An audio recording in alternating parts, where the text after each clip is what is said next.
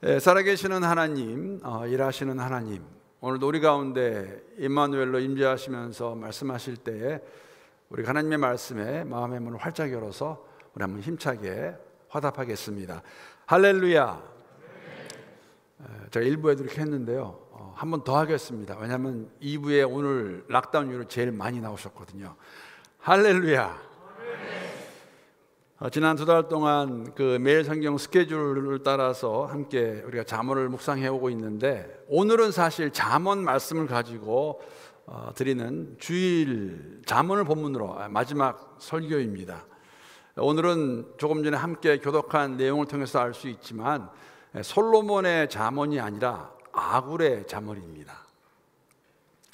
여러분 기억하시는지 모르겠습니다. 처음에 잠언서를 시작하면서 물론 1장 1절에 그 잠언의 저자가 다윗의 아들 이스라엘의 왕 솔로몬으로 이렇게 묘사하고 있지만, 그 내용을 보게 되면은 다른 사람들도 이 잠언을 쓴 것을 우리가 알 수 있다고 말씀을 드렸습니다. 특히 히스기야 왕 때에 그 신하들이 잠언, 즉 솔로몬이 말한 잠언을 가지고 편집한 내용도 있다고 말씀을 드렸고, 또 오늘 본문의 내용과 같이 오늘은 시작부터 그렇게 말합니다. 아굴의 잠언이라고 그렇게 말하고 있습니다. 여러분, 아굴이 누구일까요? 아굴이라는 사람, 사실 오늘 1절에서 잠언이라 번역된 그 원어에는 그 원어가 마사라는 단어입니다. 마사. 이 마사를 만약에 고유명사로 쓰게 되면 창세기 25장 14절에 나오는 아브라함의 아들이었던 이스마엘의 아들 가운데 한 족속의 이름이 마사인 것을 확인할 수가 있습니다. 그래서 이 1절을 이렇게도 번역할 수 있습니다. 마사 사람 야게의 아들 아굴이 한 말이다. 그리고 이렇게 한 말을 한 이유는 두 아들에게 교훈을 주기 위해서 쓴 잠언이라고 이렇게 말할 수 있고 이해할 수 있습니다. 그런데 이 마사라는 단어에는 또 다른 의미가 있습니다. 이 단어의 의미는 어떤 의미냐면은 짐을 뜻합니다. 특히 무게가 있는 짐, 즉 부담이 되는 무엇인가를 지고 가는 이미지를 가지고 있는 단어가 마사라는 단어입니다. 여러분, 잠언의 상황 가운데, 잠언의 컨텍스트 안에서 이 무엇인가, 무엇을 의미하고 있을까요? 지혜를 의미한다고 볼 수 있습니다. 지혜를 찾아 헤매는 그런 지친 모습을 1절의 내용을 통해서 저희가 그렇게도 이해할 수 있는 것입니다.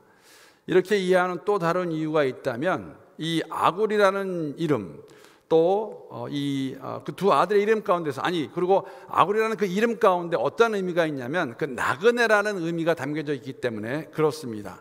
즉 이 1절을 우리가 이렇게 그 뜻을 가지고 풀이하게 되면 이 세상에서 나그네로 살아가는 그 어떠한 사람의 모습, 그 지혜를 간구하는 사람의 모습, 그러한 모습을 보여주고 있고, 더 나아가서 이러한 모습이 우리 인간의 사람의 모습이 아닐까, 여러분과 저의 모습이 아닐까 생각할 수 있습니다.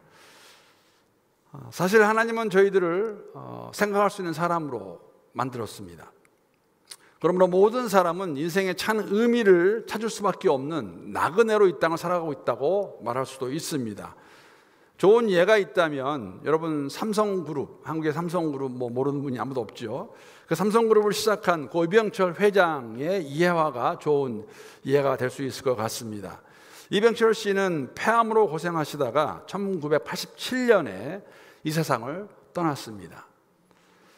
그가 죽기 한 달 전 24개의 질문을 만들어서 당시 그 차동엽 신부라는 분에게 그 질문을 보내고 만나서 그 질문을 통해서 그 답을 좀 듣기 원했던 그러한 이야기가 있습니다.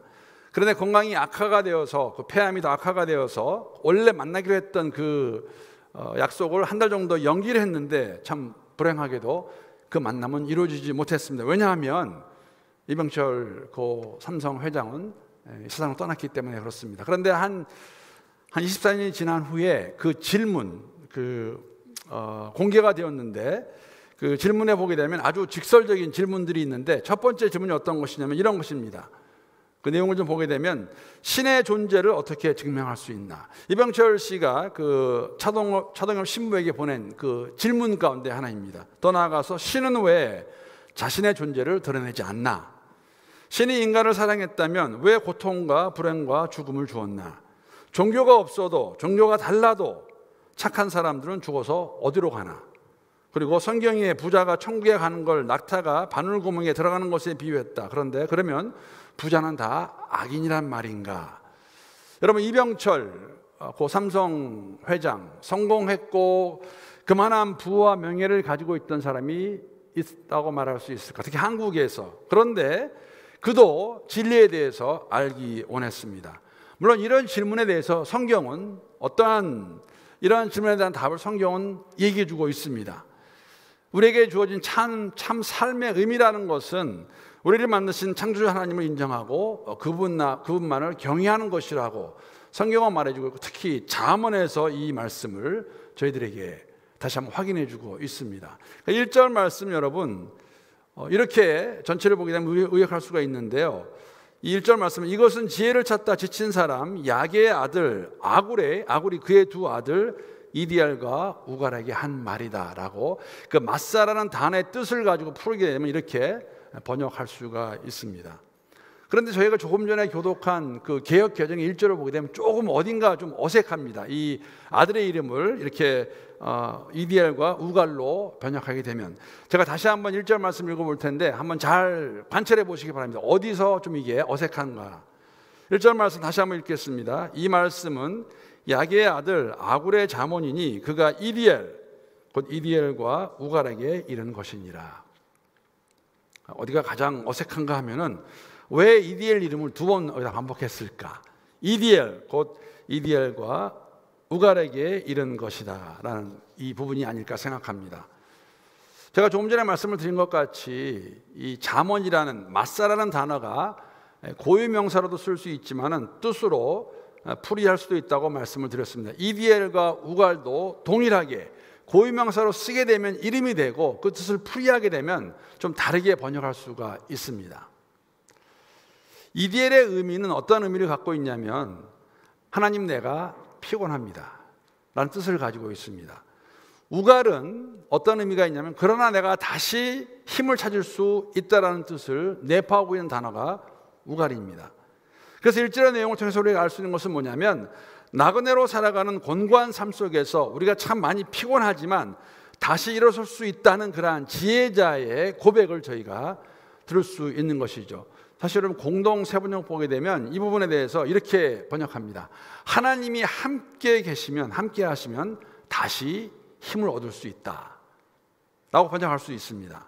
물론 이 세 명사를 고유명사로, 이름을 그냥 고유명사로 사용하는 것도 의미가 있습니다. 왜냐하면 제가 조금 전에 말씀드린 이 뜻을 기억한다면 이 세 사람 아굴과 이디엘과 우갈은 당시의 이방인들 사람 중에서 여호와 하나님을 경외하는 그런 믿음을 가졌던 사람들이라는 결론을 내릴 수 있기 때문입니다.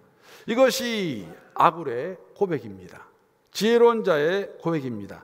자신의 신분을 바로 알고 삶의 현실도 직감하고 또 하나님이 주시는 힘으로 새롭게 일어날 수 있다 고백하는 그러한 아굴의 고백, 지혜로운 자의 고백임을 오늘 본문 1절, 2절 통해서 3절을 통해서 우리가 알 수 있는 것이죠. 왜냐하면 그 이후에는 왜 자기가 이렇게 하나님을 알지 못한다고 말할 수 있을까 하는 것에 대한 설명이 따라오기 때문입니다. 사실은 저는 오늘 이 본문 말씀 가지고 묵상하면서 말씀을 준비하면서 이런 생각도 들었습니다. 어쩌면 이런 아굴의 고백이 저의 마음을 좀 더 잘 표현하고 있다, 묘사하고 있는 것이 아닌가 하는 생각을 가져보았습니다. 말씀드린 대로 솔로몬은 어떻게 보면 잠언을 기록할 만한 자격이 있는 사람 같아요. 분량도 굉장히 많습니다. 그러나 아굴은 한 장도 안 되는 분량 가운데서 자신의 모습을 분명히 알았고 그렇게 고백함을 통해서 또 공감할 수 있는 부분이 있다는 생각을 가져보았습니다. 여러분 기억나시죠? 사실 솔로몬은 기록된 말씀 보게 되면 평생에 3,000가지의 잠언을 말하였고 1,005편의 노래를 지었다고 이렇게 기록하고 있습니다. 그가 논하지 못할 그러한 주제가 없다고 이렇게 성경은 말하고 있습니다. 그래서 오늘날 전해지는 잠언을 보면서 한편으로 그런 마음 드는 것이 사실입니다. 어떻게 보면 솔로몬은 잠언을 지을 만한 자격이 있었다. 그런데 오늘 본문 말씀은 아굴의 잠언입니다. 분량도 말씀드린 대로 정말 짧습니다. 한 장 정도밖에 되지 않는 그러한 아굴의 잠언. 어떻게 보면은 아굴은 오늘 말씀을 통해서 솔직하게 자신의 이러한 상황을 밝히면서 왜 자신이 지혜롭지 못한 사람인가에 대해서도 설명을 합니다. 자신이 이렇게 표현합니다. 본문 2절 3절 말씀 보게 되면 이렇게 기록하고 있습니다. 나는 다른 사람에 비하면 짐승이라. 내게는 사람의 총명이 있지 아니하니라. 나는 지혜를 배우지 못하였고 또 거룩하신 자를 아는 지식이 없다고 자신이 어떠한 사람인가를 이렇게 묘사하고 있는 것이죠. 스스로 지혜가 없고 지혜가 부족하고 우둔하다고 고백합니다. 자신을 짐승과 같이 무식하고 지각이 없는 자로 표현을 합니다. 더 나아가 자신은 머리가 총명한 것도 아니고 훌륭한 스승에게 배운 적도 없음을 고백하고 이렇게 표현하는 그 모습, 저는 이 고백 가운데서도 솔로몬보다는 아굴이 더 나의 어떤 상황을 모습을 표현하고 있지 않나 하는 생각을 가져보았습니다. 물론 이 고백에서도 지금까지 우리가 묵상한 잠언의 내용과 일치하는 내용이 있습니다. 지혜를 얻는다는 것은 거룩하신 자, 하나님을 아는 지식임을 우리는 계속해서 잠언을 묵상하는 가운데 들으면서 묵상하면서 배워왔습니다. 솔로몬이 쓴 잠언과도 상통하는 내용이 맞습니다. 잠언 1장 7절과 9장 10절 말씀 보게 되면 이렇게 기록하고 있습니다.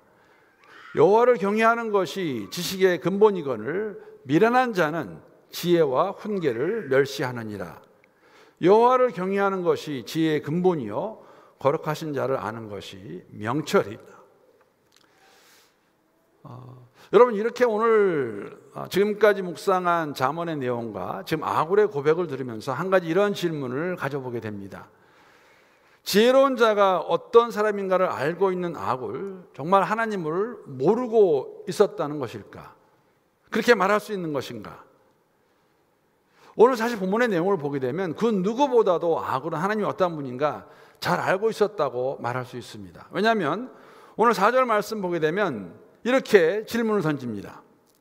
하늘에 올라갔다가 내려온 자가 누구인지, 바람을 그 장중에 모은 자가 누구인지, 물을 오태에 싼 자가 누구인지, 땅의 모든 끝을 정한 자가 누구인지, 그의 이름이 무엇인지, 그의 아들의 이름이 무엇인지 너는 아느냐? 사실 여러분, 이 질문은 수사학적 질문입니다. 수사학적 질문은 질문을 던지고 답을 원하는 것이 아니라 자기가 알고 있는 진리, 사실을 강조해서 쓸 때 사용하는 그 표현이 수사학적 표현입니다. 그러니까 이 질문은 뭐냐면 아굴이 하나님을 알고 있는 것을 너도 알고 있느냐, 당신도 알고 있느냐라고 물으는 것이죠. 진리가 무엇인지, 이것이 아들들이 되었거나 아니면 우리에게도 이러한 동일한 질문을 하고 있는 것입니다. 하나님을 경외하는 자가 지혜로운 사람인데 아굴은 지혜로운 자로서 하나님을 알고 있는 것을 말하면서 너희들도 아들들에게, 우리에게 질문하는 것입니다. 여러분, 질문을 받게 되면 하늘에 올라갔다가 내려온 자가 누구입니까? 하늘이 거처 계신 하나님이시죠. 바람을 그 손바닥에 움켜잡고 물을 옷자락에 감싸두며 땅의 모든 경계를 정할 수 있는 자, 정한 자가 누구입니까? 세상을 창조하시고 다스리시는 하나님이십니다. 시편의 말씀 보게 되면 이렇게 기록되어 있습니다. 시편 104편 1절에서 4절까지의 내용입니다. 내 영혼아 여호와를 송축하라. 여호와 나의 하나님이여, 주는 심히 위대하시며 존귀와 권위로 옷 입으셨나이다. 주께서 옷을 입은 같이 빛을 입으시며 하늘을 휘장같이 치시며 물에 자기 누각에 들보를 얹으시며 구름으로 자기 수레를 삼으시고 바람 날개로 다니시며 바람을 자기 시신으로 삼으시고 불꽃으로 자기 사역자를 삼으시는 분, 이분, 여러분, 아굴은 하나님이 어떠한 분이며 그 이름이 무엇인지 알고 있었습니다. 그리고 더 나아가서 그에게 아들들이 있다면 그 이름이 무엇인지 아느냐라고 질문합니다. 누구입니까? 오늘 아굴의 고백과 강구를 통해서 확인할 수 있는, 우리가 알 수 있는 그분, 거룩하신 자 여호와 하나님이시라는 것이죠. 그러니까 하나님을 설명하는 내용입니다. 고백입니다. 너는 알고 있느냐? 이걸 알고 있는 사람이 지혜로운 자라는 것이죠. 더 나아가서 마지막 질문 보게 되면 이렇게 묻고 있습니다. 여호와 하나님의 아들의 이름이 무엇인지 알고 있느냐? 사실 이 부분에 대한 여러분, 제가 주석을 살펴보는 가운데 그 엑스포지멘털이라는 그 주석에서 아주 좀 흥미로운 그 설명 제가 발견하게 되었는데 그 부분 한번 제가 읽어보겠습니다.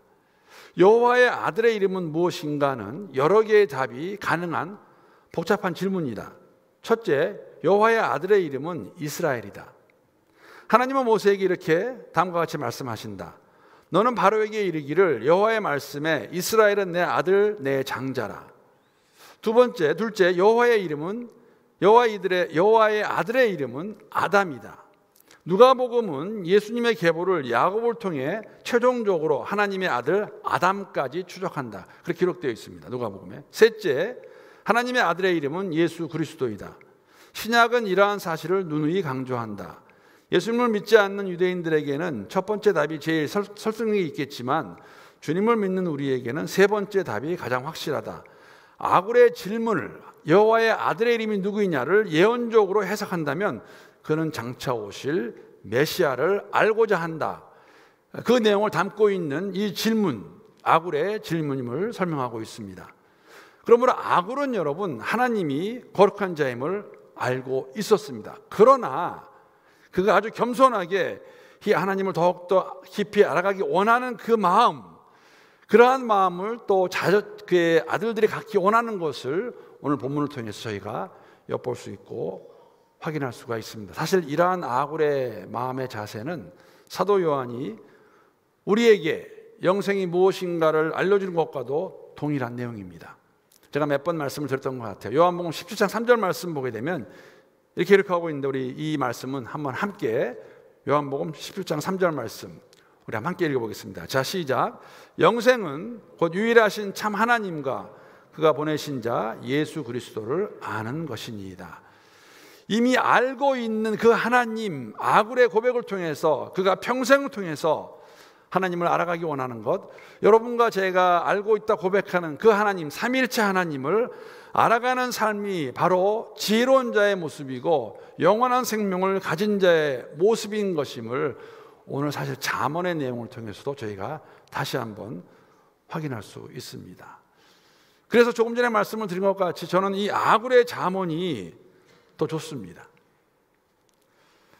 왜냐하면 죄의 모습이라는 생각을 갖기 때문입니다. 하나님을 안다 고백하고 주의 말씀을 의지하며 살아가는 지혜로운 자의 삶에도 불구하고 제가 제 삶을 보았을 때에 나의 사심언행이 얼마나 주님이 원치 아니하시는 잘 어리석은 자의 모습을 띠고 있나, 그것을 보게 될 때에 부인할 수 없는 사실임을 인정하게 되면서 다시 한번 하나님 앞에서 함께 아굴의 간구와 같이 기도하는 것, 내가 이 평생 동안에 이 하나님을 정말 잘 알아가는 삶을 살기 원하는 것을 볼 수 있기 때문입니다. 아굴은 분명히 하나님을 알고 있었습니다. 그래서 한 발짝 더 나아가서 이 하나님을 아는, 하나님을 경외하는 삶의 모습, 어떻게 살 수 있는가를 오늘 본문을 통해서 이렇게 저희들에게 알려줍니다. 오늘 본문 5절 6절 말씀입니다. 5절 6절 말씀 보게 되면 하나님의 말씀은 다 순전하며 하나님은 그를 의지하는 자의 방패시니라. 너는 그의 말씀에 더하지 말라. 그가 너를 책망하시겠고 너는 거짓말하는 자가 될까 두려우니라. 아굴은 하나님의 말씀이 무엇인지, 더 나아가 자신의 삶 속에서 어떤 역할을 하고 있는지 분명히 알고 있었고 그것을 저희들에게 말씀해 주고 있습니다. 하나님의 말씀은, 모든 말씀은 순전하다, 순진하다. 이 의미에는 어떤 의미가 있냐면 불순물이 없고 결점이 없는 것을 의미합니다. 즉 하나님의 말씀은 아주 잘 세련된 금속 같다는 의미입니다. 부족함이 없다는 것이죠.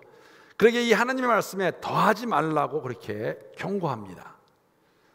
여러분, 더한다는 것은 모자람이 있는 것을 전제로 하면서 하나님의 말씀은 그 자체로 받아들일 수 없는 완전한 그 말씀, 우리가 더할 필요가 없는데 그러한 삶을 살아가는 것에 대한 경고의 말씀입니다. 다시 말씀드리면 하나님의 말씀에 자기의 생각 또는 자기가 원하는 것을 덧붙이는 것, 그것은 말씀의 완전함을 인정하지 않고 그러한 행동, 그러한 삶은 거짓말하는 것이라고, 거짓이라고 오늘 말씀을 규정하고 있습니다. 이런 사람들 하나님께서 심판하실 것을, 심판을 받을 것을 경고하십니다. 하나님의 말씀을 말씀 그대로 받아들이지 않는다면 하나님께 책망을 받을 것임을 말씀하십니다. 결국 그 말씀대로 행하지 않기 때문에 거짓말하는 자로 불려질 것임을 말씀하고 있는 것이죠. 여러분, 하나님은 우리의 인간의 지식과 지혜를 넘어 이 세상을 주장하시는 분이십니다. 그러니까 아굴이 자신의 한계를 인정하면서 짐승에 비유하는 것은 하나님의 능력과 지혜를 도무지 가늠할 수 없음을 깨달은 상황에서 그가 고백하는 내용이 오늘 지혜로운 자로서의 아굴의 고백이며 간구인 것입니다. 그러니까 우리가 얼마나 부족한 사람들인가, 하찮은 존재들인가를 인정하게 될 때 우리는 더욱더 겸손한 자로서의 마음으로 주의 말씀을 의지하게 되고 그 말씀대로 살아가기를 간구하게 될 것입니다. 그런데 우리가 우리의 삶을 보게 되면 그분을 안다고 말하고 있지만, 그분의 말씀을 지킨다고 말하고 있지만 우리가 정말 그러한 삶을 살고 있는가?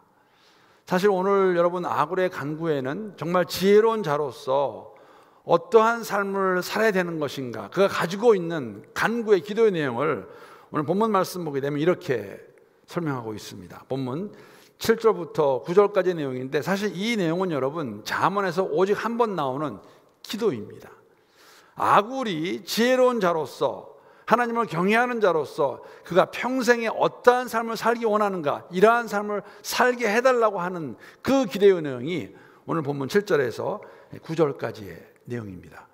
우리 이 기도의 내용, 이 간구의 내용 우리 한번 함께 한 목소리로 읽어보겠습니다. 다시 한번. 자, 시작. 내가 두 가지 일을 주께 구하였사오니 내가 죽기 전에 내게 거절하지 마시옵소서. 곧 헛된 것과 거짓말을 내게서 멀리하옵시며 나를 가난하게도 마옵시고 부하게도 마옵시고 오직 필요한 양식으로 나를 먹이시옵소서.